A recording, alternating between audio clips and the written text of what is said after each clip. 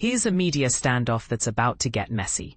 One of America's largest broadcast companies just threw down the gauntlet against Disney, and it's all playing out in prime time.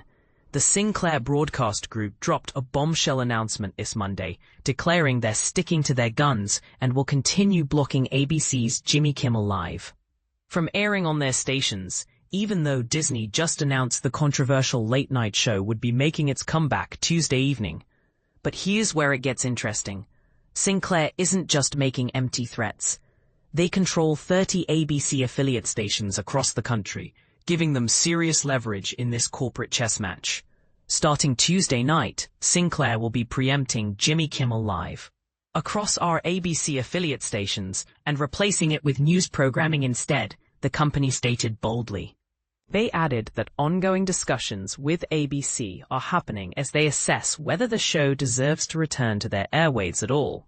For those just tuning into this drama, let me break down what led to this unprecedented situation. Last week, Sinclair teamed up with Nexstar, another major owner of ABC affiliate stations, to yank Kimmel's show off the air. The reason? Kimmel had made what many considered deeply inappropriate comments about Charlie Kirk's alleged assassin during his monologue. Simple. When dozens of your affiliate stations refuse to air your content and the Federal Communications Commission starts making veiled threats, you're facing a crisis that goes way beyond typical late-night controversy. Here's what makes this situation particularly fascinating from a media business perspective. Kimmel reportedly told Disney executives he wouldn't apologize for his comments. That's either incredibly principled or remarkably stubborn. Depending on your viewpoint, Sinclair isn't just demanding silence, either. They've laid out specific conditions that sound more like hostage negotiations than typical corporate discussions. The company is calling for Kimmel to issue a direct, personal apology to the Kirk family and make a meaningful personal donation to both the family and Turning Point USA. Regardless of ABC's plans for the future of the program, Sinclair intends not to return Jimmy Kimmel Live to our air until we are confident that appropriate steps have been taken to uphold the standards expected of a national broadcast platform, their statement declared. But here's where it gets controversial. Disney just blinked first. After facing intense pressure from the left, following their suspension decision, Disney reversed course Monday and announced Kimmel would return Tuesday night. A Disney spokesperson attempted to frame their flip-flop as thoughtful deliberation. Last Wednesday, we made the decision to suspend production on the show to avoid further inflaming a tense situation at an emotional moment for our country. We felt some of the comments were ill-timed and thus insensitive.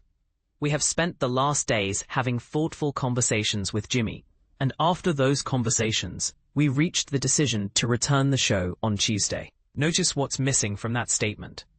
Any mention of an apology from Kimmel or acknowledgement of Sinclair's demands. This creates a fascinating standoff. It could reshape how content decisions are made in American broadcasting. On one side, you have Disney, a media giant that typically calls the shots for its content distribution.